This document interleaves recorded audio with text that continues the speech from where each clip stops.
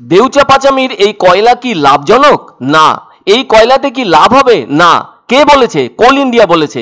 ছখানা রাজ্য ইতিমধ্যেই বলেছে না, এটা ব্যয়বহুল, তাতে এটা কোনো লাভ হবে না। তাহলে এটা করছে কেন পশ্চিমবাংলায়? আসলে দেখা যাচ্ছে যে কয়লা খনিটা হবে না। কয়লা খনির নাম করে যে ব্যাসাল্ট পাথর বা আগ্নেয় শিলা আছে সেটা দামি পাথর। সেই দামি পাথরটা আসলে আদানিদের হাতে তুলে দেওয়া হবে এবং তা তুলে দিয়ে পুঁজিপতিদের হাত শক্ত করবে সরকার। শুক্রবার এসব কথা দেউচা পাচামির সমাবেশে সাংবাদিকদের সামনে বললেন আদিবাসী অধিকার মঞ্চের নেতা অলোকেশ দাস। তিনি বলেন, দেউচা পাচামিতে যে কয়লা খনি প্রকল্প তাতে হুগলির সাধারণ ও আদিবাসী তপশিলি মানুষকে বাস্তুচ্যুত করা হচ্ছে। আগে যে আইন হয়েছিল জল জঙ্গল ও জমির অধিকারকে কেন্দ্র করে, তা থেকে আদিবাসীদেরকে বঞ্চিত করা যাবে না, অথচ সেই আইনটিকে ভাঙা হচ্ছে, আদিবাসীদের বাস্তুচ্যুত করা হচ্ছে। আর এই সরকার এটা করছে বলে অভিযোগ তাদের। আইন ভেঙে সরকার এগোচ্ছে, এটাই সবচেয়ে খারাপ বলে জানান অলোকেশ বাবু। তিনি এ প্রসঙ্গে বলেন, কোনোভাবেই আদিবাসীদেরকে আইন ভেঙে বাস্তুচ্যুত করা যাবে না। আইনে ছিল গ্রাম সভার মিটিংকে গুরুত্ব দিতে হবে, আইনে ছিল মানুষের সম্মতি নিয়ে তবেই প্রকল্প করতে হবে, কিন্তু এক্ষেত্রে কোনো সম্মতি নেওয়া হয়নি, কোনো গ্রাম সভার মিটিংও হয়নি। জোর করে তাদের এখান থেকে সরানোর চেষ্টা হচ্ছে। যে ক্ষতিপূরণ দেওয়ার কথা বলা হচ্ছে সেই ক্ষতিপূরণ প্যাকেজ হিসেবে দেওয়ার বিষয়টি সাধারণ মানুষের সঙ্গে কথা বলে হয়নি, এমনটাই জানান অলোকেশ বাবু। তিনি বলেন, যে কাজের লোভ দেখানো হচ্ছে সেই কাজের বেলায় পশ্চিমবঙ্গের অবস্থা সকলেই জানে।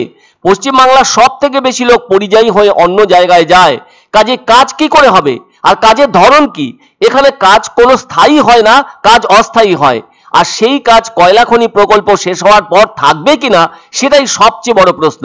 সেজন্য মাথায় হাত বুলিয়ে কোনো মতে কয়লা খনি খোলার ধারণাটা হচ্ছে সরকারের। কিন্তু কেন? যদি সত্যি করে এই প্রকল্প হয় তাহলে বড় ক্ষতির দিক সামনে আসবে।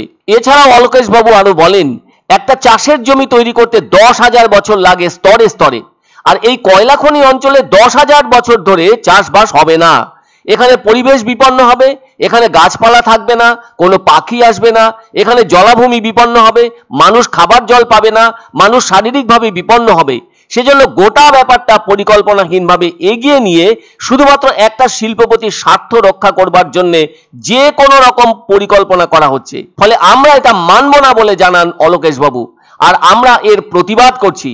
এদিন তো বিভিন্ন কর্মসূচি পালন চলছেই, তাই আগামী দিনে গণচেতনা তৈরি করতে শুধু আদিবাসীরাই নয়, সাধারণ মানুষও তাদের সাথে থাকবে বলে বিশ্বাস অলোকেশ বাবুর। এদিন পশ্চিমবঙ্গ সামাজিক ন্যায় মঞ্চ, পশ্চিমবঙ্গ আদিবাসী লোকশিল্পী সংঘ এবং পশ্চিমবঙ্গ আদিবাসী অধিকার মঞ্চ যৌথভাবে দেউচা পাচামিতে কয়লা উত্তোলনের নামে আদিবাসী ও দলিতদের জমি থেকে উচ্ছেদ করার প্রতিবাদ সমাবেশের আয়োজন হয় সিউড়ির বেণীমাধব ময়দানে। তারা মিছিল করে এসে জমায়েত হন এখানে। এই কয়লা কি লাভজনক নয়? এই কয়লাতে কি লাভ হবে? না। কে বলেছে? কোল ইন্ডিয়া বলেছে। ছখানা রাজ্য ইতিমধ্যে বলেছে যে না, এটা ব্যয়বহুল, এটাতে লাভ হবে না। তাহলে এখানে এটা করছে কেন? কেন পশ্চিমবাংলা? এক অন্য অনুভূতির স্পর্শ পাওয়া যায় রয়কো ব্র্যান্ডের গেঞ্জি ও জাঙ্গিয়ায়। তাই ছোট বড় সবার পছন্দ রয়কো গেঞ্জি ও জাঙ্গিয়া। প্রস্তুতকারক জয়মনি হোশিয়ারি, কলকাতা। পছন্দসই সেরা খাবার খেতে হলে সোজা চলে আসুন রুচিসম্মত আধুনিক মানের রেস্টুরেন্ট রাজদরবারে। কেননা এখানেই আপনারা পাবেন ভোজনের রাজকীয় অনুভূতি। শুধু পুজোর সময়ই নয়, সারা বছরই রকমারি খাবার সরবরাহ করাই এই রেস্টুরেন্টের আভিজাত্য। আমাদের ঠিকানা রাজদরবার, রাহুতবাড়ি, বাবুপাড়া, জলপাইগুড়ি।